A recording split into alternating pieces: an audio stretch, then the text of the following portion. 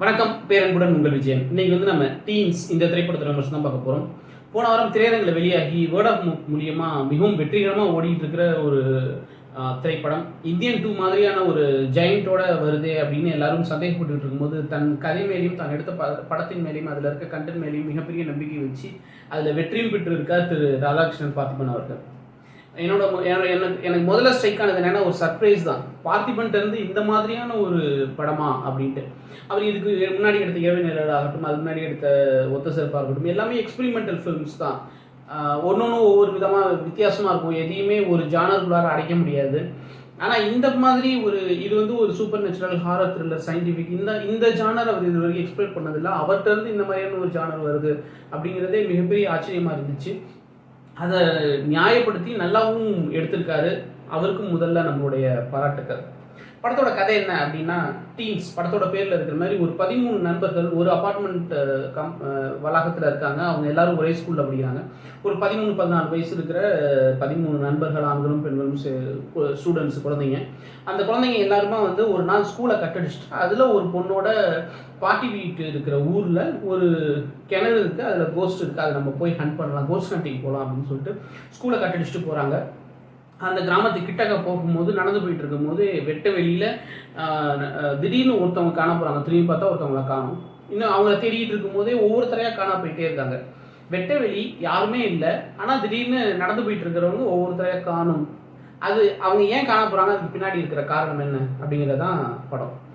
படத்தோட செகண்ட் ஹாஃபில் தான் வந்து ஆரம்பத்தில் தான் வந்து பார்த்திபன் வராரு. ஃபர்ஸ்ட் ஹாஃப் முழுக்கவே இந்த 13 புது முகங்கள், நடுவில் ஒரு யோகி பாபு வந்து ஒரே ஒரு நிமிஷம் வராரு. செகண்ட் ஹாஃபில் ஒரு 2-3 நிமிஷம் வராரு, அவ்வளோதான். மொத்தமாகவே ஒரு 5 நிமிஷம் தான் வராரு படத்தில். ஃபர்ஸ்ட் ஹாஃப் ஃபுல்லாகவே இந்த 13 இதுக்கு முன்னாடி நமக்கு பரிச்சயம் இல்லாத குழந்தைகளை மட்டுமே வச்சு ஒரு ஃபர்ஸ்ட் ஹாஃபை இவ்வளவு த்ரில்லிங்காக கொண்டு போக முடியுமா அப்படின்னா, again it is possible only for Parthiban. அதேமாரி செகண்ட் ஹாஃபில் வந்து கதை சம்மந்தமே இல்லாத வேற ஒரு ஜானருக்கு போகுது. பார்த்திபன் இது வரைக்கும் நம்ம பார்க்காத ஒரு கேரக்டரில் உள்ள வராரு. நம்ம பார்க்காத ஒரு பெர்ஃபார்மன்ஸ் கொடுக்குறாரு. நம்ம அவர்கிட்ட இருந்து நிறைய தமிழ் நம்ம கேட்டிருக்கோம், கவிதைகள் கேட்டிருக்கோம், நக்கல் நையாண்டி எல்லாமே கேட்டிருக்கோம். அவர்கிட்ட இருந்து அறிவியல் இது வரைக்கும் நம்ம கேட்டதில்லை, அதை பேசுகிறாரு.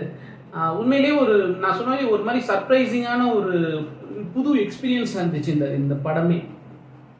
அதே மாதிரி படத்தில் நீங்கள் ஒரு பிரம்மாண்டமாக எடுக்கணும் அப்படிங்கிறது வந்து வெறும் செட்டிலையோ அல்லது ஃபாரின் லொக்கேஷன்லேயோ கிடையாது. இந்த படத்தை பார்த்தீங்கன்னா தெரியும், நமக்கு ஒரு சயின்ஸை போய் தொட்டுட்டு, ஸ்பாய்லர் தான் இருந்தாலும் சொல்கிறேன், அதை சொன்னால் தான் புரியும். ஒரு ஸ்பேஸ் ஷிப்பை தொட்டுட்டு, ஏலியனை தொட்டுட்டு, அப்போலோ போயிட்டு, நாசா போயிட்டு, இதில் பார்த்திபன்னே வந்து நாசாலேருந்து வந்தவர் தான். நாசா வரைக்கும் போயிட்டு அந்த எக்ஸ்ப்ளோர் பண்ணி ஒன்று புதுசாக எடுக்கணும்னு ட்ரை பண்ணி அந்த ஜெயிச்சிருக்காருல, அதுவே ஒரு பெரிய விஷயம்தான். படம் வந்து குழந்தைங்களுக்கு கண்டிப்பாக பிடிக்கும், பெரியவங்களுக்கும் தாராளமாக பிடிக்கும். ஒரு பிரம்மாண்ட இயக்குனர் எடுத்த ஒரு பல 100 கோடிகள் செலவாகி எடுத்த படம் தான் இந்த வருஷம் வந்து தமிழ் சினிமாவை காப்பாற்றும் அப்படின்னு எல்லாரும் நினச்சிட்டு இருக்கும்போது, அந்த படம் கைவிட்டதுக்கப்புறம் ஒரு சின்ன பட்ஜெட்டில், பார்த்திபனுக்கு இது பெரிய பட்ஜெட், ஆனால் சின்ன பட்ஜெட்டில் எடுக்கப்பட்ட ஒரு பெரிய திரைப்படம் இது. அவருக்கு நிறைய பிரச்சனைகள் வந்துச்சு. எல்லாத்தையும் தாண்டி வந்து விஎஃப்எக்ஸில் அங்கங்கே கொஞ்சம் பிசுறு தட்டுனாலும் நமக்கு புரியுது, பாவம் மனுஷனால் எவ்வளோ முடியுமோ அவ்வளோ உழைச்சிருக்காரு, அவ்வளோ காமிச்சிருக்காரு அப்படின்றது.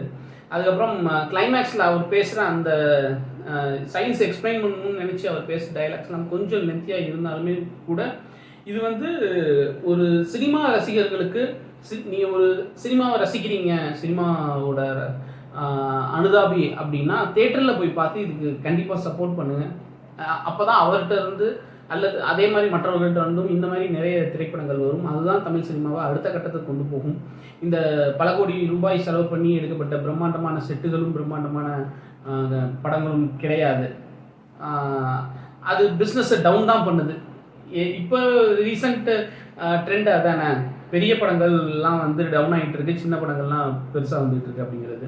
அந்த சின்ன படங்களில் பெருசாக வரதில்ல, இதுவும் கண்டிப்பாக சேரும். இந்த வீடியோ பிடிச்சி லைக் பண்ணுங்கள், ஷேர் பண்ணுங்கள், கமெண்ட் பண்ணுங்கள், சேனல் சப்ஸ்கிரைப் பண்ணுங்கள். அன்பே போயிடுவோம்.